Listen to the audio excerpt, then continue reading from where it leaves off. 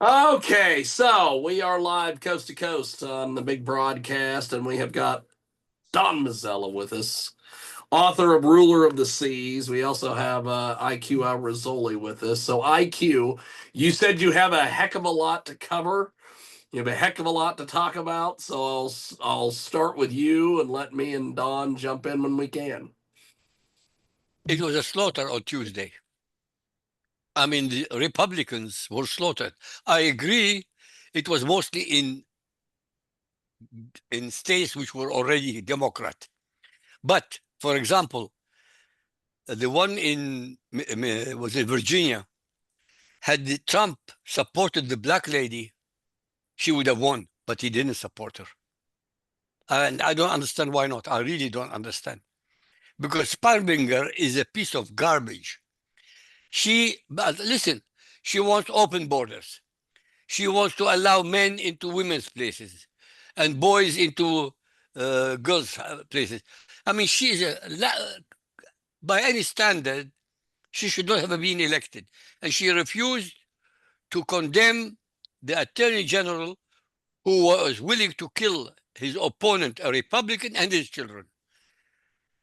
You know, the degrees of mental breakdown by the Democrats is unbelievable. They elected the least human beings who should be elected to any kind of position, including Zohran Mamdani. Who elected him? Young, stupid, unintelligent, illiterate men and women, the children of high-class income, high-income people. Mamdani is not a man of the people. He was born in Uganda, and he was born to a very rich family. So he's not a poor guy, just like the people who elected him. What do you think, Don? I'm sitting here. They used to have an expression, "yellow dog Democrat," and it was referring to the fact that a Democrat would vote for even a yellow dog. Um, and I sit here and I look at the results of Virginia and New Jersey, and you sit here and say, how could they do it? How could they vote for these two women? And then you come back with the answer. The only way is if they're yellow dog Democrats. To me, what's scary is that they won. I mean, if you looked at their campaigns of either one of them, you'd say, why would you vote for them? Before we used to vote for people, not not for a party. But it seems to me that's changing. The results scare me to death, and I really do worry about it. Um, I mean, if you look at New Jersey, the new governor coming in, I mean, what right has she to be a governor? She's done nothing. The worst part about it, and I keep coming back to it, and I'll turn it back, is the fact that none of these Democrats have ever met a payroll. And until you've met a payroll, you don't know what life's about. Well, back to you, IQ.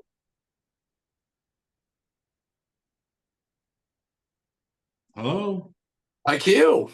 What do you think, my friend? Zohran Mamdani, I'm predicting, he will make New York the first Sharia-compliant state in the United States. He will, just mark my word, and then tell me later on if I'm wrong. I'm never wrong. Never.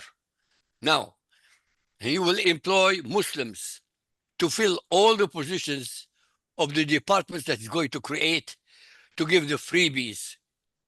There is nothing freebie in the universe. Nothing. These idiots haven't figured out where he will get the money. By the way, ironic, I don't know, Don, if you know that, he already asked his followers to contribute more money to him. I Did you saw know that that, this morning. I Donald? thought that was Did you hear that? amazing. I thought that was amazing. He's asking them already for more money. Okay? And he's going to give them the freebies after he takes the money from them. I mean, they are morons. These people are stupid animals. They're not intelligent human beings. He will bring Sharia, no question about it. And he will destroy Europe. By the way, if he puts $30 an hour minimum wage, what will happen? All these corporations will go robotic. So who loses? Young boys and girls who usually start their business acumen in McDonald's, in Burger King, in Kentucky Fried Chicken. These are the first steps they up the ladder of evolution financially. They will lose all that. Hundreds of thousands of them will lose all that. What do you think, Don? Oh, no question. I mean, you can talk about what you're gonna do when you're trying for election, but it's awful different when you're inside. Will he try to do some outrageous things? Of course, free buses, etc.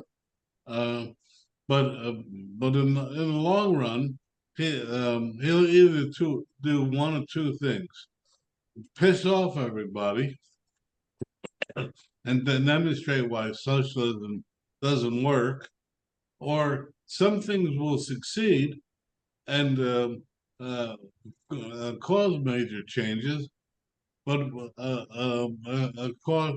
cause additional deficits. I mean, the New York Stock Exchange will move to Texas. I mean, if you sit there and realize that there's 300,000 jobs associated with the New York Stock Exchange. Okay, not all of them in New York City, but if he does some changes um, and causes some upheaval, they'll move to Texas. You know, I mean, these smart money people that invested in the Texas Stock Exchange, they're not done. They weren't done. They knew they knew something we didn't know. I mean, do you realize how much money has been pledged to the to the Texas Stock Exchange? No, and why? Because of him. And do you really want to move it to Austin or Dallas? No. But what will happen if he does some of these things? Yes. I have a term for it, malarkey. It's an old expression. Malarkey, that's what I think is going to happen. Well, But I don't. Back to you. I mean, we could go on and on about that, but to my way of thinking, hey, he said he was what he was going to do, then let him do it and see the consequences. So, James, why are you quiet? I'm waiting on Don to finish his point. We want your opinion. I'm sorry, say it again. So I don't think he'll do the $30 thing because we talked a few weeks ago about him doing $30 on the web on his website or whatever. He wants to do that by 2030. So here's the deal. He just sets it up, and then if he doesn't get reelected, oh, it doesn't happen. It's worse than that. I mean, if you added $4 or $5 to the minimum wage in New York City, who does it really affect? The young kids, the people in the McDonald's, etc. It doesn't affect the millionaires. If he starts to add taxes to the billionaires, then they'll bail out. I mean that to me You know, you can only tax billionaires so much. And suddenly they said, well, what can they do? They can move. I mean, we move. I mean, we moved from New Jersey to Wilmington. And you know, our cost of living went down almost 23% last year. My accountant did the analysis. But we spent 23% less on key things last year in 2024, and we're on uh, course to drop another 10%, even after inflation. I mean, and we're middle class. Okay, imagine what a billionaire is going to do moving from New York to Florida. I mean, there's no income tax in Florida. So let's just say it was 3% in New York City and nothing in Florida on $1 billion. What is that? Three, almost, almost uh, uh, $3 million. Well, you know what you and I could do with $3 million? Anyway, that's my thought. What I worry about is simple. CARE, the Council on American Islamic Relations, gave a huge amount of money to Zohran Mamdani. And CARE, as I said a million times before, is a treasonous, treacherous Muslim entity in the United States of America. And yet, nobody in the government of the United States of America is doing anything about it. I can't figure it out. Honestly, I can't figure it out. Uh, Go on. Let me see if I can pull that up. It was I heard about it the other day on Glenn Beck's show. There is see if I can find this. There is a guy who is a Texas congressman, I believe. Maybe he's a senator. I don't know. He's one of those, and he has come up with a bill. Let's see here. Where is that?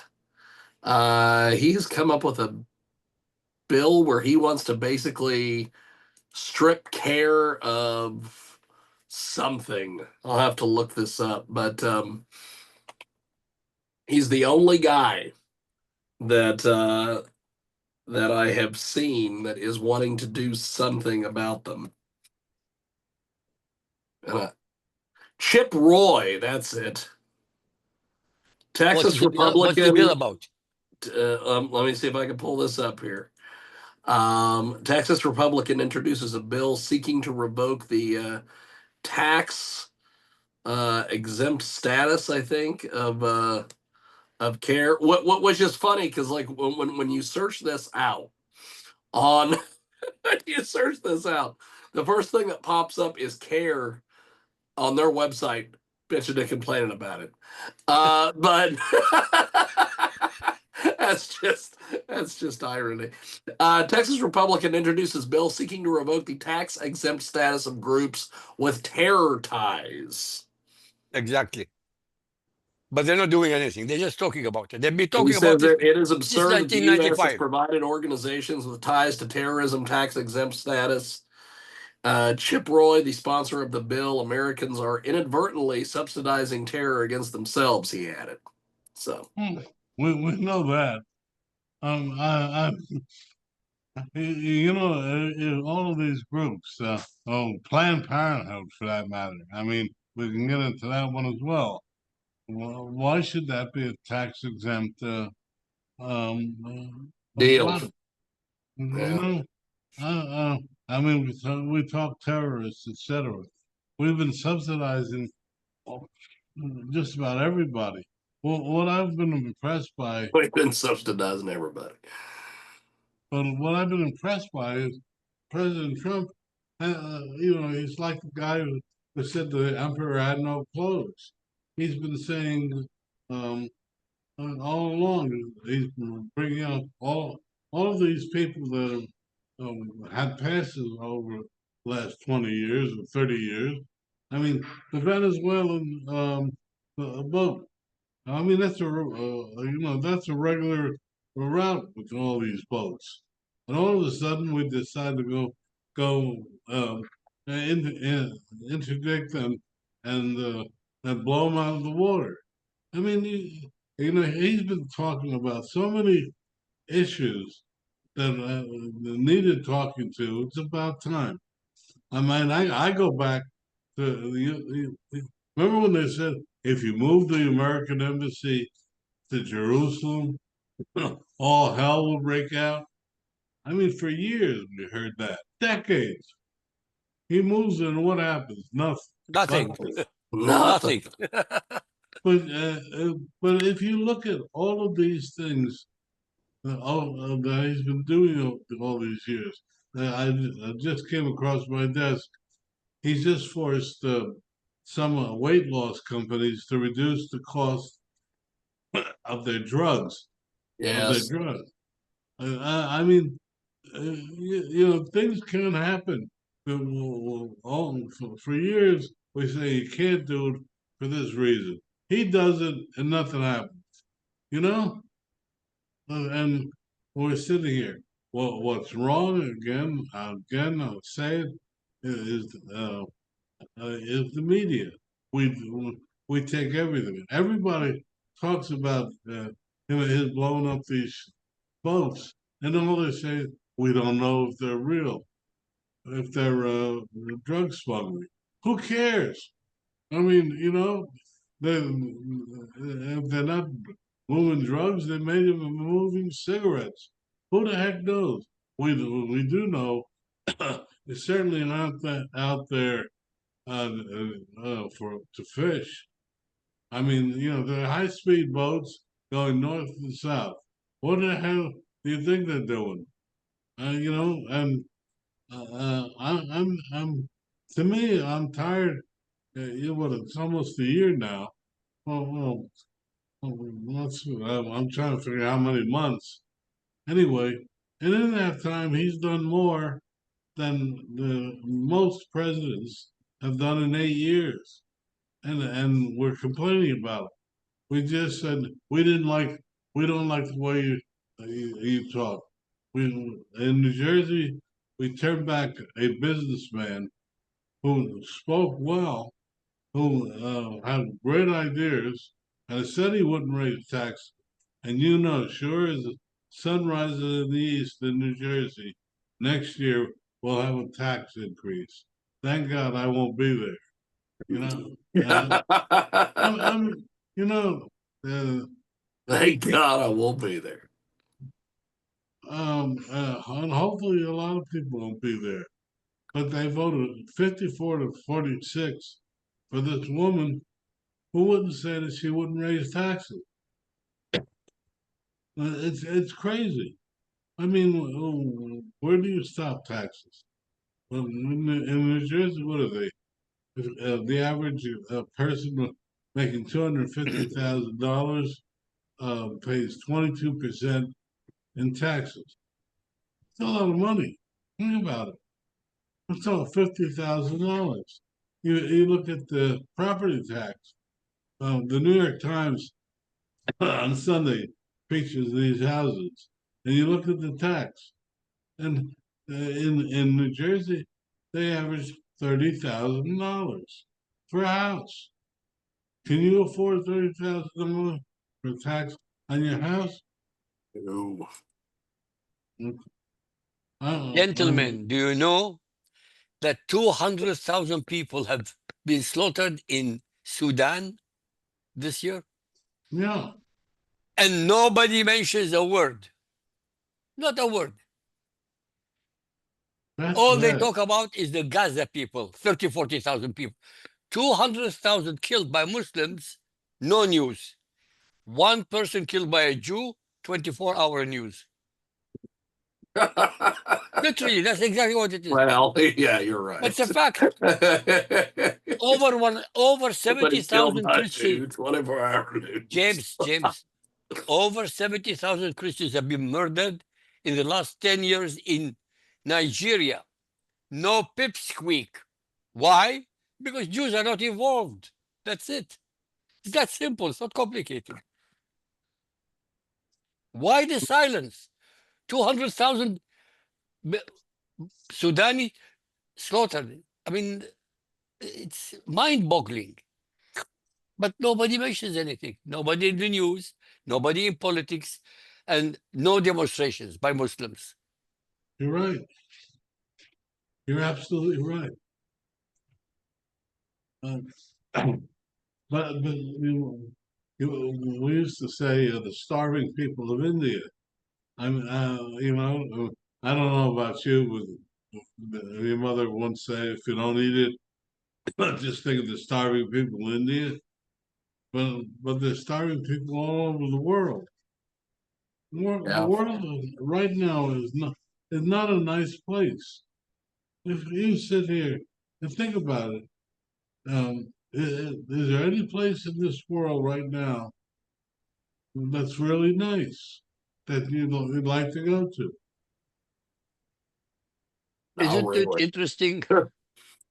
The ones who speak about racism or racist America are Black Americans, like Oprah Winfrey, a billionaire, or Obama's wife, or Obama himself.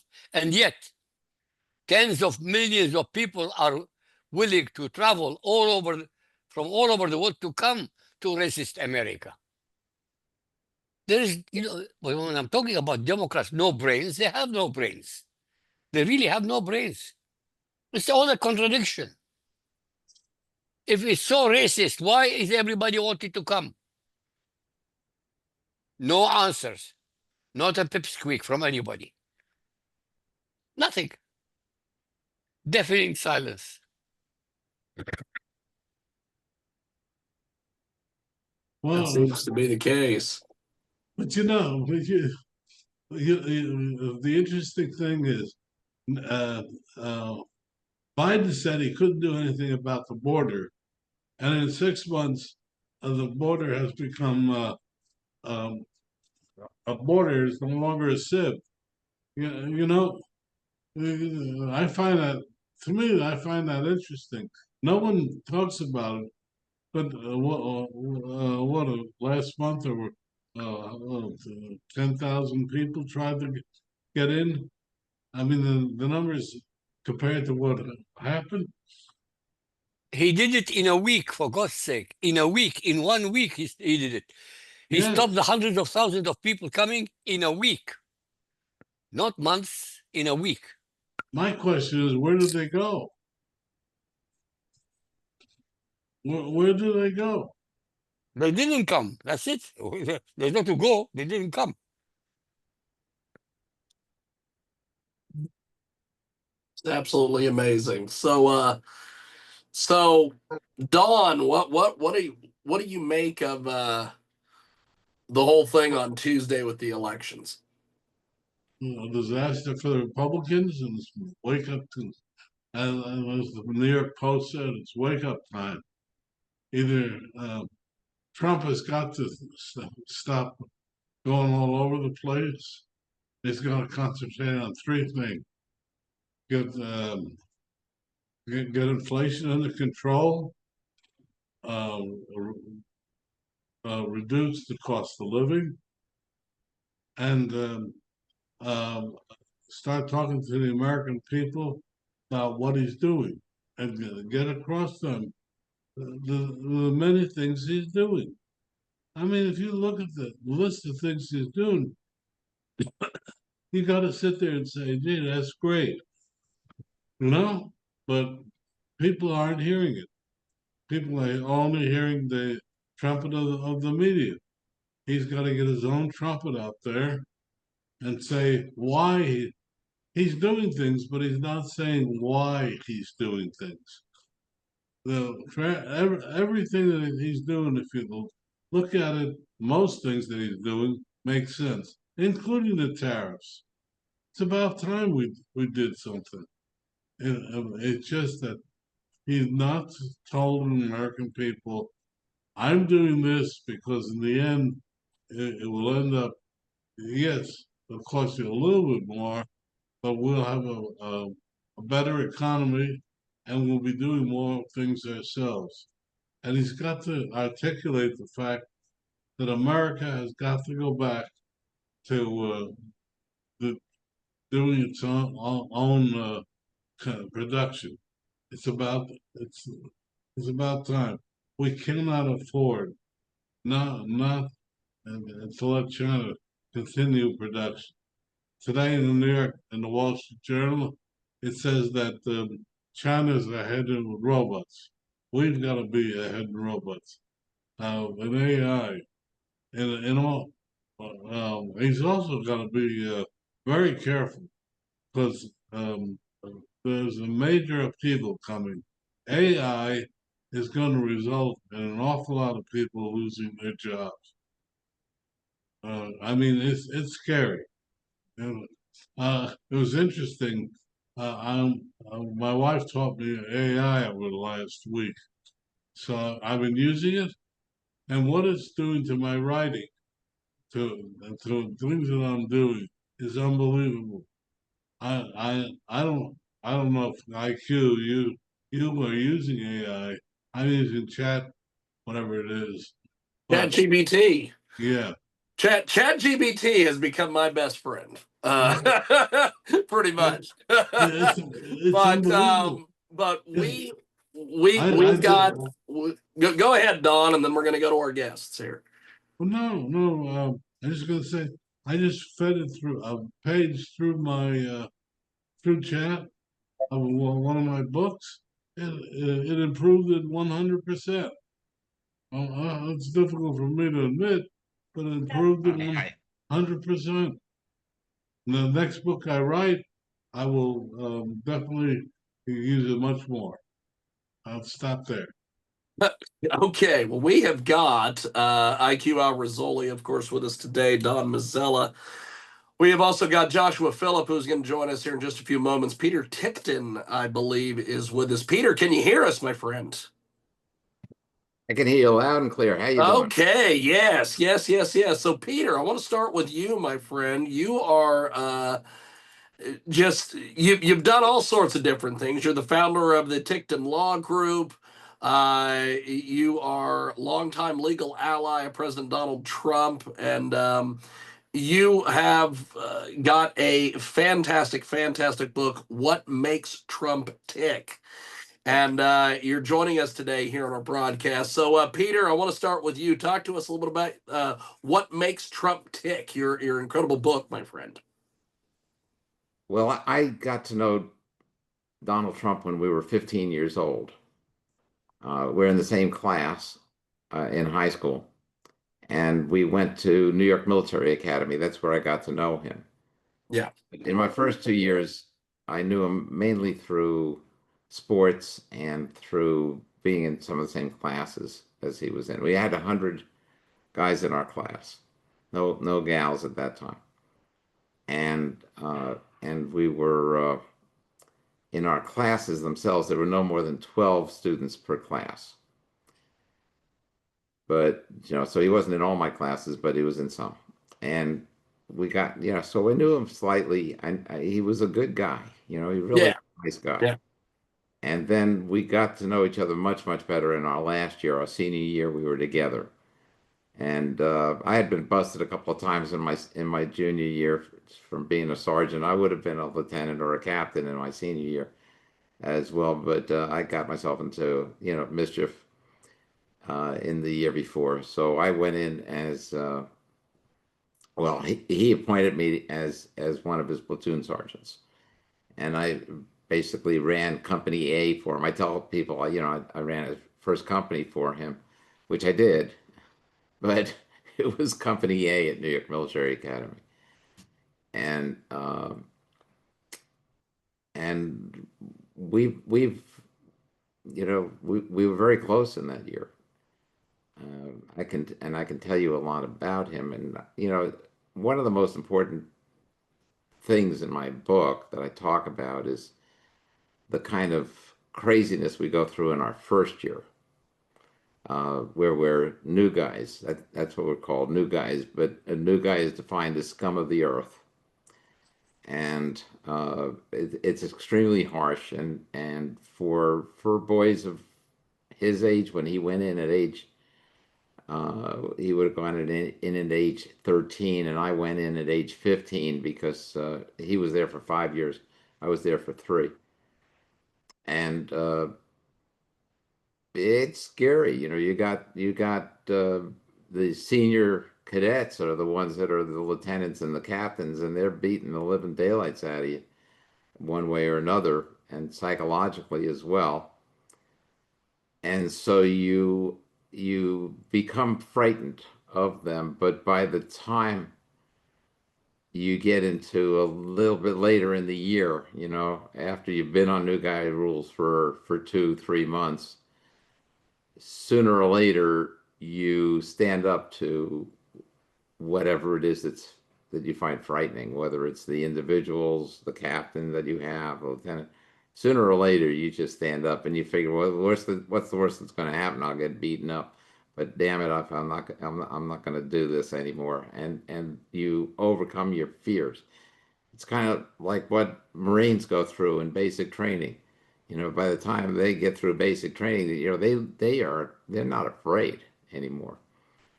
And the one thing you can see about Donald Trump is that he's not afraid.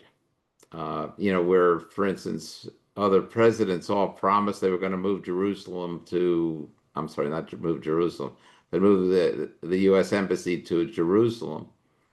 You had president after president that was promising to do that. And then once they're in office, they became afraid.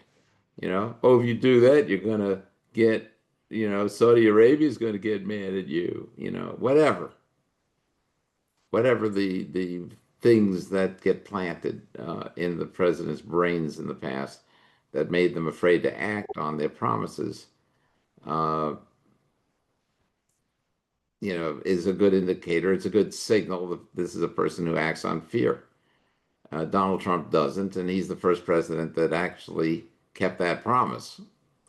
So Peter Tickton is with us. We're going to get to Joshua Philipp here in just a few seconds. But Don, do you have any questions here for Peter Tickton about his book on Trump? Absolutely. I guess my question is, what is the prime motivator of, of, of President Trump? You can look at it, he's all over the place. But what do you think is closest to his heart, and the thing that really drives his emotion? That's I know when most people say that's a great question, what they're doing is buying time. I know the answer immediately on this one. But it is a great question because people don't realize this. In fact, most people don't realize what we're facing in this world at all. Even people that understand, like Donald Trump, don't realize that we're actually in a state of war. I mean, we're not firing bullets at each other between us and China right now. But think about it. I mean, they're killing our youth. They've infected us with a virus. They knowingly sent it over. I know it's a question as to whether it was accidentally released from the Wuhan lab or whether it was done intentionally. We don't know the answer to that question, although we could guess.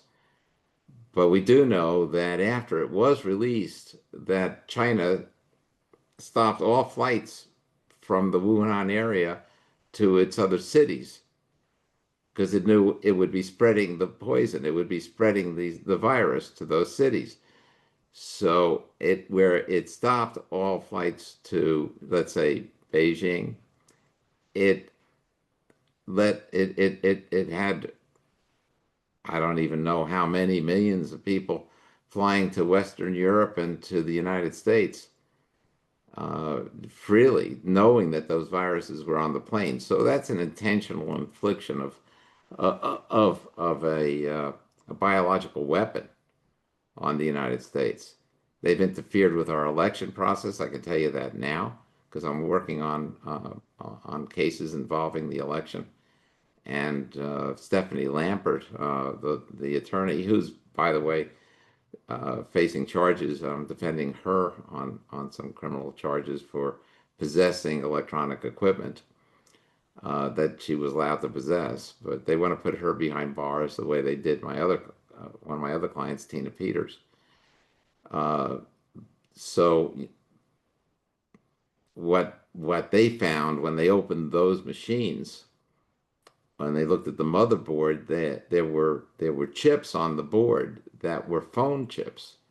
In other words, it could accept phone calls, and it did. It was accessed twice the night of the election on in 2020.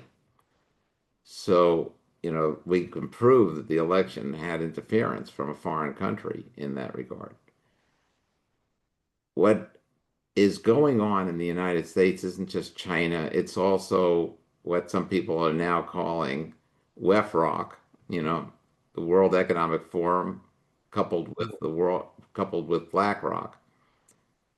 Peter Fink, Larry Fink is the CEO of BlackRock, and he's also now the head of the World Economic Forum.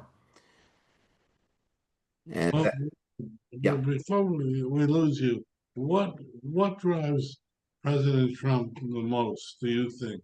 Well, that's what drives him the most, the fact that America is under attack, and we can lose America altogether from within. If he didn't step in, we would have already lost it. In fact, we were taken over for 4 years by the Biden administration. And Donald Trump understands and realizes exactly what's going on, and he never forgets. Because the fact of the matter is it's even his life that's at stake.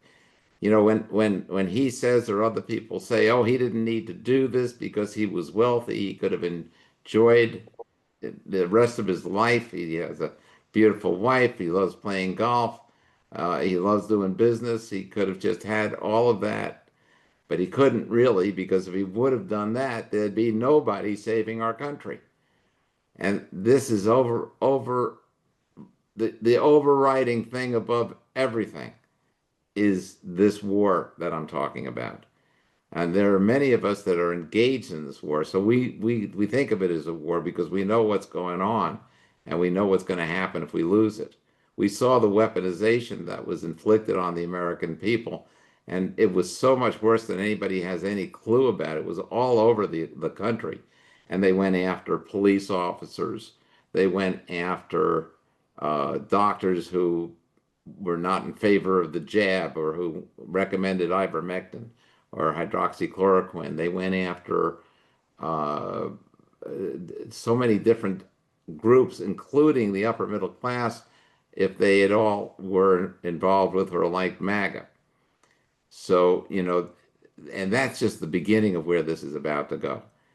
If and when they ever come back into power, believe me, they're going to be picking up MAGA people en masse, and they're not going to be looking to keep us in prison. Once you get to a certain critical mass, then they're going to need to get rid of us. So yeah. So we've got Peter Tickton with us today. I know, Peter, we don't have you for long. Our next guest, Joshua Philipp, is with us. Joshua, do you have any questions here for Peter Tickton before we let him go and transition into your interview here today? No, it's important stuff, though. Actually, I investigated the origins of the COVID-19, formerly called the China virus, when the whole thing first started. And I mean, my findings were basically the same. At the time, the Chinese Communist Party, what did they do? Right? COVID-19 breaks out. They declare to the world, hey, everything is under control. Don't worry about it. They lock down travel within China. Then they open up travel outside of China. And then when they do that, they seed the virus to the entire world. Then what do? They corner the entire market using their agents, the United Front, to get up all the PPE, personal protective equipment. They use it as leverage for international deals. And then what do? Then they start recommending all the policies, the lockdowns, the vaccine mandates, the stay in your home, everything like that.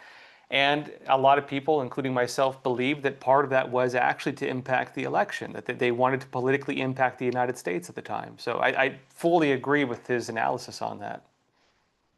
So, Okay. Peter, Yeah. Peter, before we let you go, because I know your time is short with us. How do we get your book and get involved with everything you're doing online, my man?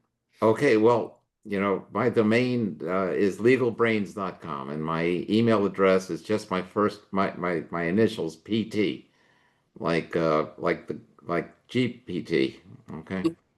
Uh, That's awesome. yeah, I know. I tell people it means great Peter Tickton, but obviously it doesn't. But anyway, but PT at legalbrains.com is all you need to know. And Fantastic. there. Yeah, and Well, yeah, I'd like to hear the rest of this show. You've got a guest with a brain. well, Joshua Philipp is a guest with a brain. He's an award-winning journalist, senior investigative reporter at the Epoch Times. He's the host of Crossroads, a news and analysis program on Epoch TV. His works have included breakthrough investigations into the origins of COVID-19, as he talked about earlier, and the Wuhan pandemic. He has spearheaded the first documentary on the lab leak origins of the COVID-19 virus. And he joins us here on our big program. And today we are talking about this the U.S. strikes boats hauling narcotics into the Eastern Pacific. Josh, tell us a little bit about what the story is and what you've been doing with it. Yeah, so if you were to ask me, the strikes are watching in the Caribbean right now. Trump's, of course, I mean, for better or for worse, he's posting videos of them blowing up drug boats. And, that's causing a lot of complaints. People are saying, well, how do you know they're terrorists? How do you know they're drug traffickers? Look, I mean, I haven't talked to the guys, but I do know that normally fishing boats, you don't paint the tops blue because if you get lost at sea, you don't want to blend in with the water. So you only paint the tops blue if you want to be hidden. You don't put 3 motors on it and no fishing nets if you're fishing. And there's nothing that would designate these as fishing boats. So obviously they're doing something other than fishing. Maybe they're fishing for fentanyl. I don't know. But on that, yeah, right. But on that point, I would actually say this is part of something broader, which is a regional conflict. So I would actually say that what we're watching happen in Venezuela is tied to the Chinese Communist Party's influence over Venezuela. And a lot of this goes back to, people are talking about, are we going to go to war with Venezuela? Trump's saying no, but they're obviously preparing for something. You have American troops doing, jungle warfare trainings right now in Puerto Rico. You have them moving an aircraft carrier down there to start fielding operations. Trump's threatening airstrikes on drug fields. He's saying that Maduro's days are numbered. They're going to overthrow the Maduro regime. Maybe we're not getting pulled into a ground war, but we're doing everything else that would constitute a war. This is the real story, though. There was about to be a major war between Venezuela and Guyana, and Brazil was going to join Venezuela in that, and that has now been averted. A major war has been averted in South America. And so what had happened was just prior to this, I'm talking just a few months ago, just north of Venezuela, one of the largest oil reserves in the entire world was discovered several years back, and everybody on the planet wants it. Right? Little tiny country, basically no real military, and they're basically set up to become the most wealthy country on earth. And what does Venezuela do? They claim that they have historical ownership over that part of the country. They passed it in their law. They were going to work with Lula in Brazil to go invade. They were preparing their army to do it. They were just about to start a war. And then what happened? Marco Rubio, Secretary of State, goes down there and he actually warned them, if you do this, there's going to be consequences. And I think it's no coincidence now we see us, basically launching what looks like a war against Venezuela to stop that. The other context goes back to 2018. And this was with the elections in Venezuela. So Maduro, of course, in power, creates socialism. It doesn't work. Maybe it does work, right? People start eating farm animals, like not even farm, zoo animals. They're eating garbage. They're enjoying the fruits of socialism, right? Socialism does what it's meant to do yet again, which is create a national weight loss program. People are unhappy about it. They don't like it. They start protesting in the streets. The elections, they accuse Maduro of rigging the election. And the opposition leader, Juan Guaido, is deemed the real winner. Trump, during his first term in office, said that was the case. He said Maduro lost the elections. Guaido is the real leader, and that, basically the uprisings there should in fact topple Maduro because the whole thing was illegitimate. That was actually even upheld under the Biden administration. Even Joe Biden maintained that same position, where we recognize again, Maduro as the unofficial leader of the cartel of the Suns, not the real leader of Venezuela, and the government in exile is the real leader. China and Russia had other ideas, though. They actually sent peacekeeping forces, quote unquote, meaning suppression forces, and they went there and they crushed the rebellion. They crushed it. And then when Trump, during his first term, was talking about intervening, I'm talking 2019 at this time, actually Russia threatened the United States. They said that if America gets involved, there's going to be bloodshed. Trump actually backed off. This is like forgotten history now. Trump backed off. And of course, Russia and China prevented the overthrow of the Maduro regime. The Biden administration was pushing for regime change. They were saying it's going to happen. Trump basically maintained that. And now what you have on top of that is, as they were preparing to start a regional war, Trump, if, like it or not, what he's doing now, but he actually stopped a broader war from taking place through his actions right now against Maduro. Do you think you will, Guys, I just want to say, Maduro? Yeah, You think Peter, go ahead, my friend. okay, look, I love everything Joshua was saying. It's also true. And you got it just right as far as I can tell. It's really a pleasure to meet you and say hello. Thank you. Okay, and but I do have to run. Yes, So, yes. Well, thank you. Peter, thanks for being with us, and thanks for chatting. It's always my pleasure. You We take care. appreciate it. Thank you, my friend. There he goes. That's Peter Tickton. So, Don, go ahead. You were asking a question. My question is, do you think that Maduro's days are numbered? Oh, I think they're very much numbered. Maduro's days were numbered even prior to China and Russia intervening. His own people were going to overthrow him back in 2018. Maduro would have been out had China and Russia not intervened. The biggest thing America needs to worry about right now, though, is whether Russia and China intervene yet again, and Iran. A lot of people don't know this, but Iran actually has huge influence in Latin America, huge influence in Brazil, huge influence in the drug trade, huge influence in the tri-border region right there. You have actual Hezbollah political parties. For example, in Peru, there's a Hezbollah political party. The Chinese Communist Party works with a lot of the cartels there. In fact, a lot of them are even trained in China. A lot of them are Maoist. And the CCP provides the precursor chemicals and these synthetic drugs, the ingredients for not even fentanyl, even things like methamphetamine. The chemicals for that come from China. And the Chinese banks do the money laundering for the cartels. The CCP is the real kingpin. The cartels are the foot soldiers of the Chinese Communist Party. The CCP is the real kingpin. And of course, a lot of that is to use corruption, use criminality to basically control the entire region. It's a very Machiavellian type tactic of using a mafia to create power structures to basically gain control and create puppet states. They've done that all throughout Latin America. Just recently, there was a story that Maduro was calling for China, Iran, and Russia to actually intervene. We weren't sure if that was going to happen, but news just came out that it is happening.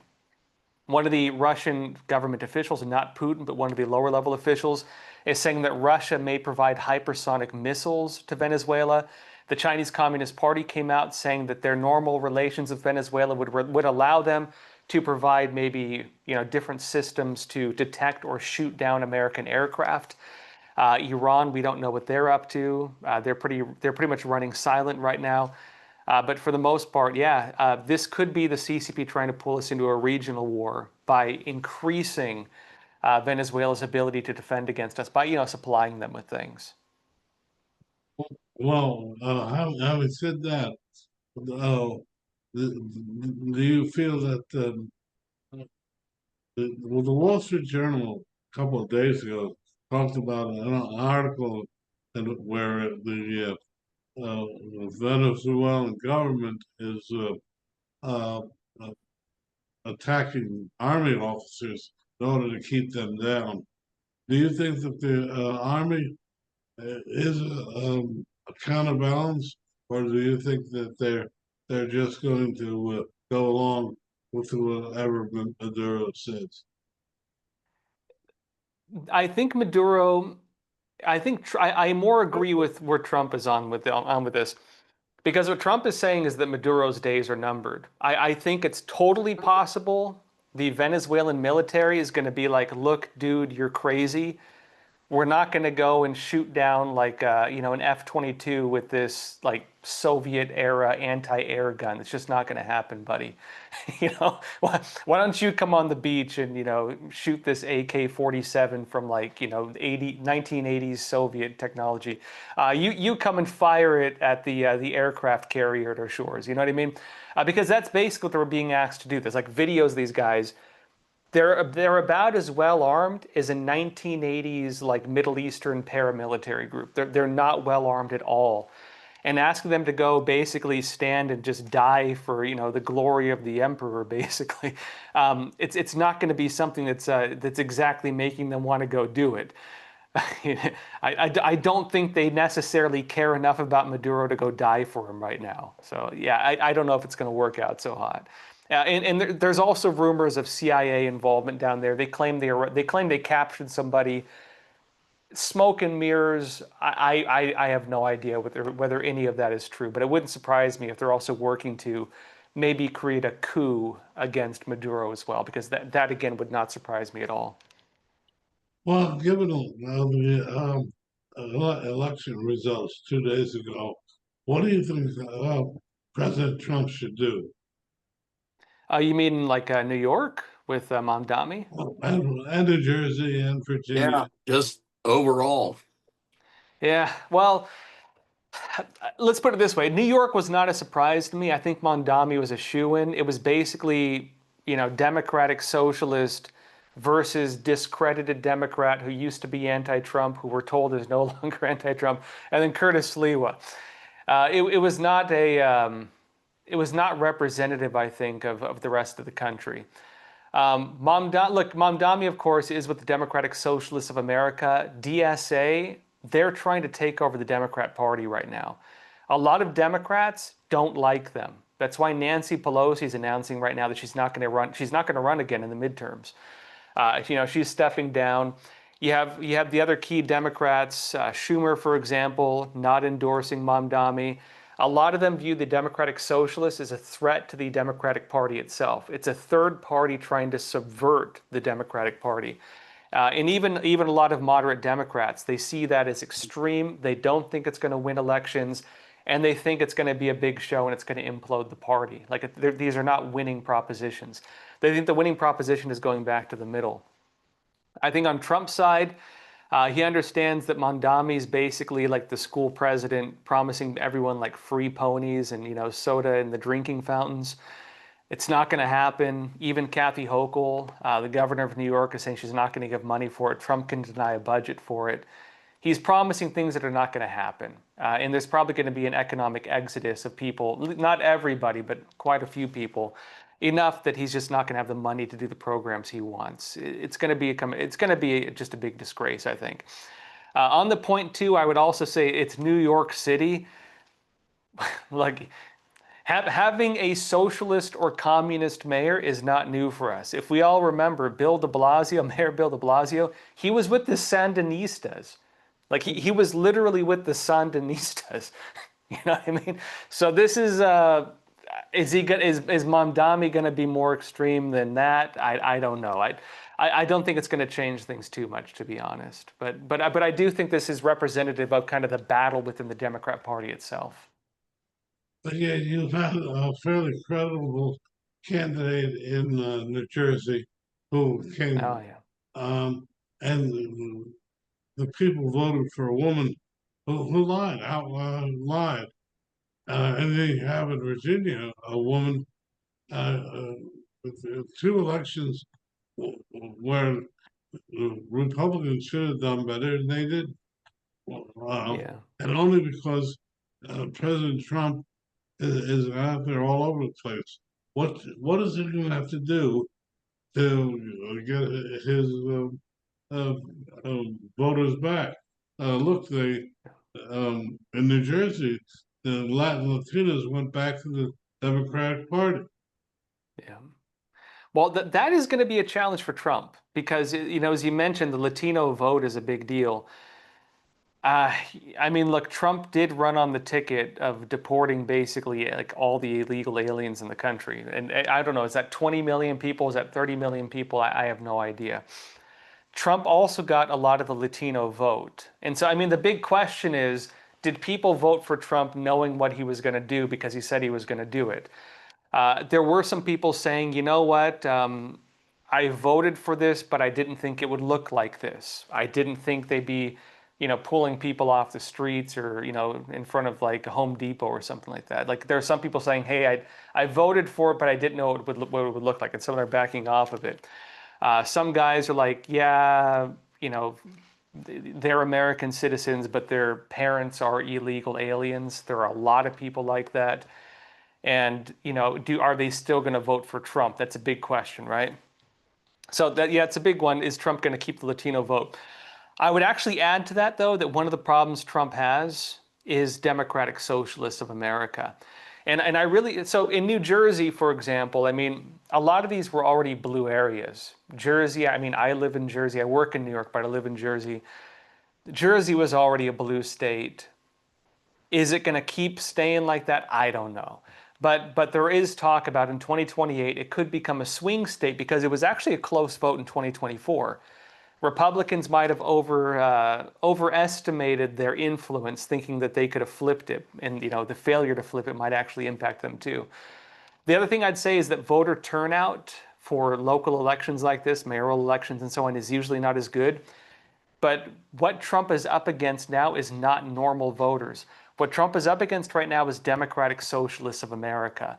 DSA has a very engaged voting base. DSA is basically the grassroots of the Democrat Party.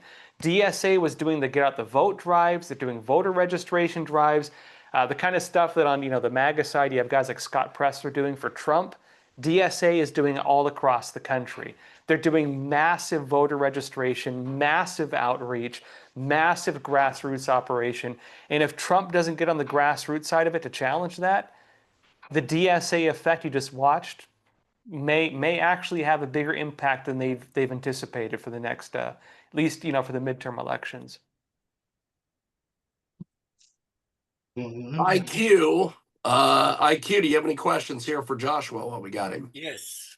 Joshua, why is everybody concentrating on Zohran Mamdani's Marxism and not Islam? Why is everybody afraid, like crapping afraid, to speak about Islam? He said at the beginning of his putting his name down, he said, I will be the first Muslim mayor. He didn't say Muslim American or American Muslim, Muslim. Now, Mamdani is a Sharia compliant Muslim. And Sharia is the nemesis of the American Constitution. Sharia should be declared illegal in every Christian country on earth. And if Muslims don't like it, they can lump it and go somewhere else. This is not racism. And if somebody calls me Islamophobe, I will sue them for $1 trillion. You are laughing. You are amazing, IQ. No, honestly. I can sue them for $1 trillion and win. So Joshua, to IQ's question there, why are people so afraid to confront him on the whole Muslim thing? They focus on, oh, he's a Marxist, communist, whatever it is today. Sorry. By the way, he cannot be Marxist and a Muslim. That too. That's a contradiction. That's an oxymoron. Yeah, I mean, a believer in a God and a communist who doesn't believe in God. That's why they should have concentrated on his belief system and destroyed him, but they didn't. Yeah, well, Joshua. I mean, I saw some of his campaigns. He was like doing events at like gay clubs, and I mean, last I checked, in under Sharia law, gay clubs don't do so well. I don't know. Joshua, you're very polite. You're being correct. gay clubs, they would be exterminated. What are you talking about? Yeah. They'll be But thrown on that out point from the too. top of a building while still alive. Yeah, well, that'd be the gay club, you know. They do it. Look, just because he goes to gay clubs and he smiles all the time doesn't make him an American citizen.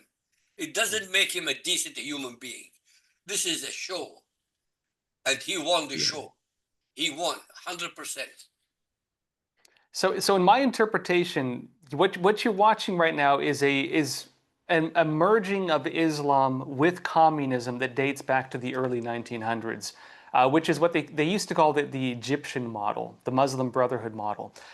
So that was a model of Islam that was created by a man, I believe his name was Sayyid al-Qutb, and he wrote a book basically reinterpreting Sharia as being part of the communist revolution.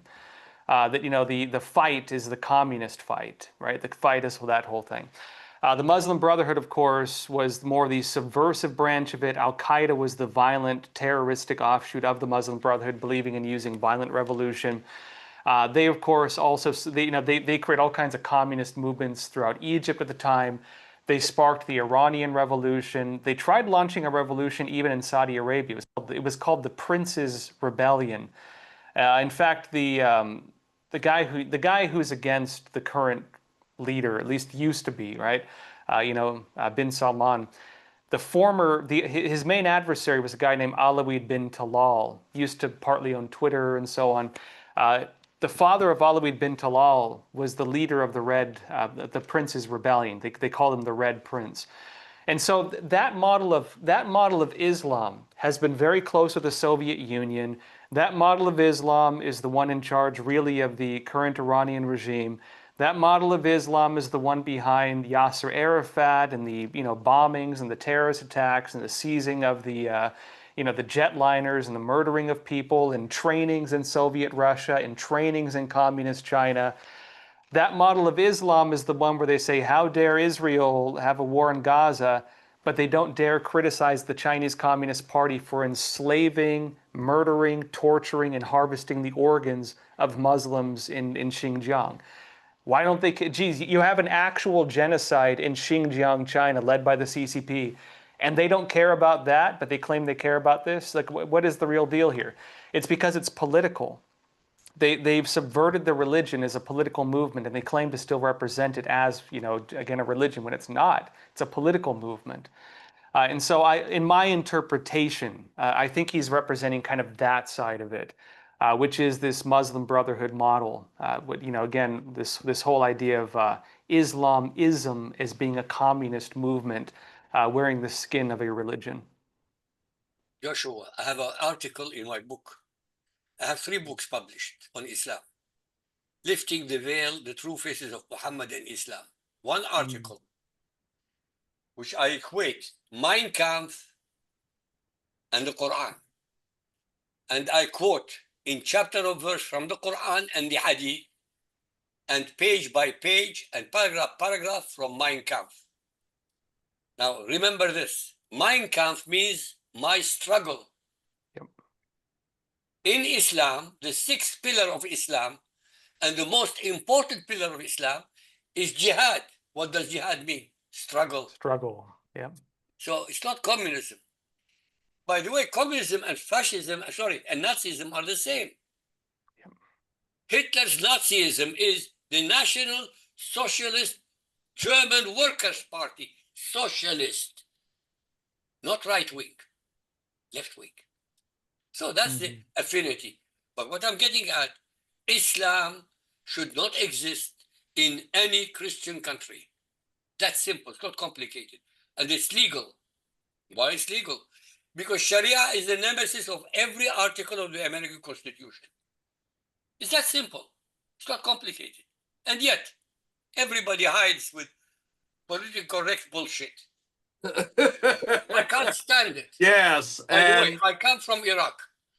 Yeah. I like this guy. Hey, Josh, come again. I got Jiggy. I gotta jump off. yes. Ruler of the seas, and Joshua. I really look forward to having have you to meet again. on the show. Yes, Yes, definitely. we'll definitely have to have you back. Thank you, Don. Yeah, So, but not in 6 months, James. Not in 6 months' time. oh no. We do it soon. We'll get Josh on back pretty quick, and we might be able to get him for the full hour. So so Joshua, as we wrap up here, give me and IQ some hope. Jeez. Well, you can still vote. Isn't that great? Are you sure? But I thought he was Are a you Hitler. sure he is? He was a Hitler. They said he is a Hitler. And yet this Hitler, the most incompetent Hitler in history, he allowed them to have successes in 3 states. Unbelievable. Incompetent. The most incompetent Hitler I've ever heard of. Well, here's the bright side. Socialism still hasn't worked. So it can only work when it has something to feed off of. And I don't think it's going to work, frankly. And actually, Republicans are going to be campaigning on it, too. They're going to be using Mamdani as kind of the new face of the Democrat Party. They're going to be capitalizing on this. Yeah, I see it all Joshua, over the you place said at the already. beginning is the most important thing. If he doesn't go for the grassroots, he loses. Yeah, I agree. Got to go to the grassroots. So, Josh, before we let you go, how do we get involved with what you're doing and everything you've got going on, my friend? Yeah, so I'm with the Epoch Times, TheEpochTimes.com. Check it out. We're the 4th largest newspaper in the U.S., independent media, and dedicated to telling the truth. I also do a show called Crossroads. You can find me on YouTube, Crossroads with Joshua Philipp. James, could you send me a link, please? Yes, I will get you all of his links. I get in touch with Joshua. So IQ, before we let you go, how do we get your books and everything My that you've books got are going on Amazon, Lifting the Veil, The True Faces of Muhammad and Islam. And by the way, Joshua, for the last 16 years, I had over $1.5 million worth of challenges and never lost a dime. And James could not get a single imam to debate me in 14 years. We've had some imams on, but they haven't done well. They have not done well. Well, Joshua, thanks for doing this, my friend. IQ, we will talk to you next Tuesday. Thanks, Joshua. And, See you. thanks to